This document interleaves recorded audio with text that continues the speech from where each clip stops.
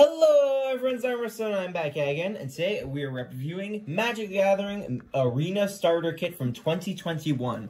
And I'm going to review it, and this time we had the foresight to actually open the box. So, I'm going to show you guys the rares, and then I'm going to show you what comes in the other things.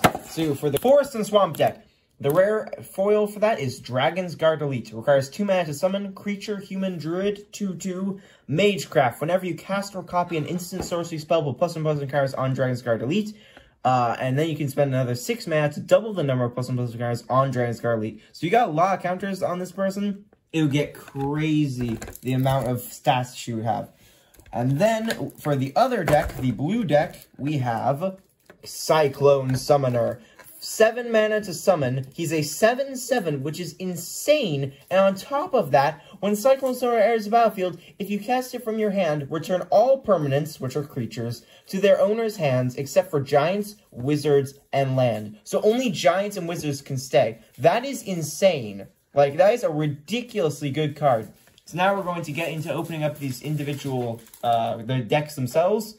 And let's skip to that. Hey guys, if you enjoyed the video, please subscribe. It helps me out a ton. Now, on with the show. Okay, so we've gotten the decks out of their shrink wrap, and also just for clarification, we are putting these in sleeves afterwards, so do not think we are monsters. Oran Reef Ooze. We're doing the green and swamp deck first. Oran Reef Ooze. 3 mana to summon, 2/2. When Oran Reef Ooze enters the battlefield, put +1/+1 counters on target creature you control. Whenever Oran Reef Ooze attacks, put a +1/+1 counter on each attacking creature with a +1/+1 counter on it. So this deck seems to be a lot about counters. That's what it seems to be centered around. Next up is the Cragplate Baloth. 7 mana to summon, 6/6. Kickstarter, 3 mana to use it. The spell cannot be countered. This creature has hexproof and haste, so it can attack immediately and is immune to spells. And if Cragplate Baloth was kicked, which means you spend the kicker price, it enters the battlefield with 4 +1/+1 cards on it. So it goes from a 6/6 to a 10/10. That is insane. But then again, it does require a whopping 10 mana to use it in one go. Next, you have the Cleaving Reaper, which requires 5 mana to summon. She is a 5/3. She has flying and trample. Pay 3 life. Return Cleaving Reaper from your graveyard to your hand. Activate this ability only if you had an Angel or Berserker enter the battlefield under your control this turn. So under specific circumstances, she can be brought back from the dead. This is the card that I'm most excited about. Asmodeus, the Archfiend, requires 6 mana to summon legendary creature Devil God. Binding Contract. If you would draw a card, exile the top card of your library face down instead. You can pay 3 mana to draw 7 cards, and you can play 1 mana to return all cards exiled with Asmodeus, the Archfiend, to their owner's hand, and you lose that much life. This guy's a 6/6, deeply complicated, but still very cool. Next up, we have Vampire Spawn. 3 mana to summon, 2/3. When Vampire Spawn enters the battlefield, each opponent loses 2 life, and you gain 2 life. There are 3 Vampire Spawns, so that'll be a lot of life gaining and losing. Next up, you have Spectre of the Fens. That looks really, really scary. Creature Spectre, 4 mana to summon. It is a 2/3. Flying, you can spend 6 mana to target opponent loses 2 life, and you gain 2 life. So this deck seems to be centered around losing and healing. There are 2 of those. Next up, we have Carfell Kennel Master. Looks like a giant zombie berserker. That's scary. He's a 4/4, 5 mana to summon. When Carfell Kennel Master enters the battlefield, up to 2 target creatures each gain +1/+0 and gain indestructible until the end of the turn. Damage effects that say destroy don't destroy them. So they basically become unkillable by destroy magic. There are 2 of the Carfell Kennel Master. Next, there is an Oblivion's Hunger, instant spell. 2 mana to summon. Target creature you control gains indestructible until the end of the turn. Draw a card if that creature has +1/+1 counter on it. That's very, very powerful. There are actually 2 of these. This deck seems to be centered around counters, healing, losing life of your opponents, and and indestructible. Black Dragon. There are actually 2 of these. It requires 7 mana to summon, 4/4, flying, acid breath. When Black Dragon enters the battlefield, target creature opponent controls gets -3/-3 until the end of the turn. So you can really hurt your opponents with that. Next up, we have Scurrid Colony. There are actually 3 Scurrid Colonies. Scurrid Colony, 2 mana to play, is a creature squirrel. That is not a squirrel. That is monstrous. It is a 2/2, it has reach. How does this guy have reach? he yeets himself into the air with demonic magic that possesses him. Like, that does not make sense to me. Squirrel Colony gets +2/+2 as long as you control 8 or more lands. That's kind of bonkers.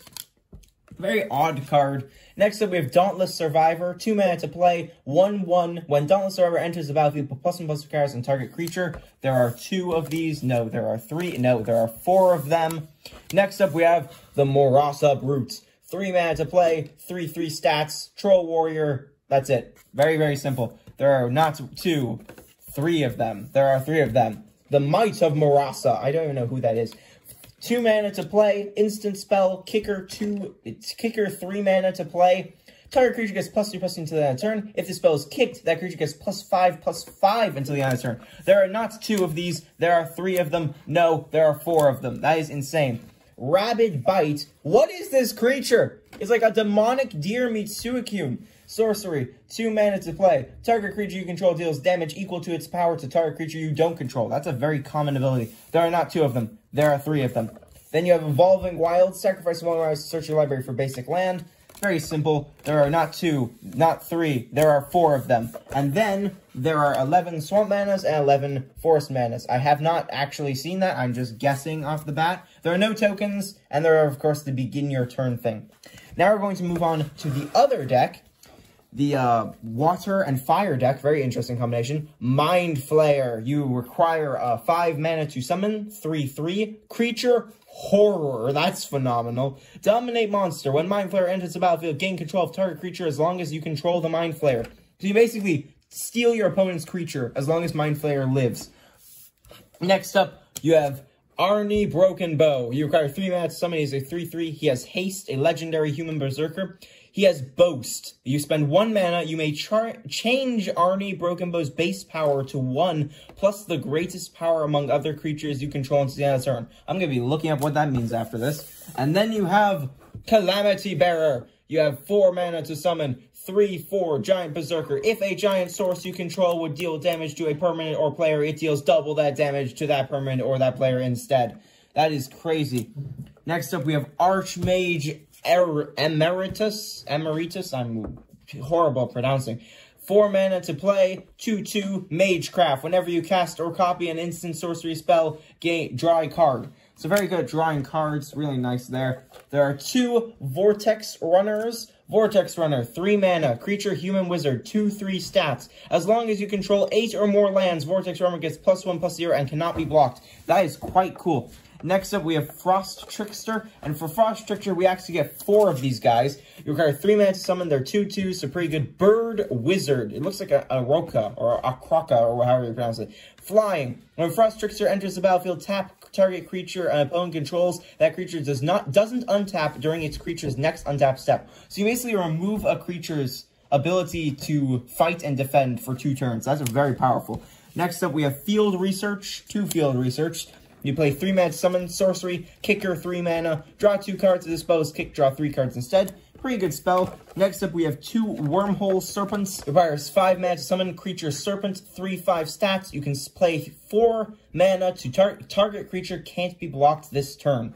These are some very powerful cards. I would like to point that out. There are also 4 of the Teeter Peak Ambusher, 2 mana to play, 1/3, so very good defending. You can spend a nice 3 mana to give him +2 damage until the end of the turn, so that makes him a 3/3.